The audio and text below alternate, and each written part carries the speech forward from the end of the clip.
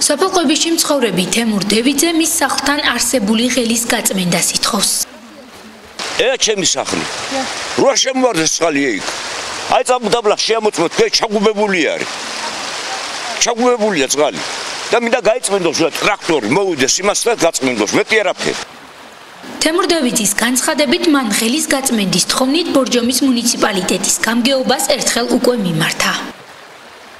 ტრაქტორზე დაუწერე 5 კაცი შევკრიფი ახლა მომიწერა ხელის უყველამა ეიმანაც იმან გამეწმინდა და ტრაქტორი ჩემთან კი არ მოიყვანეს წაიყვანეს ზეკე საღაც გააკეთეს კანავო იქ როგორ შეიძლება გაც როგორც ბორჯომის მუნიციპალიტეტში განაცხადეს აღნიშნულ საკითხს შეისწავლიან და გადაწყვეტილებას სავარაუდოდ ერთ კვირაში მიიღებენ.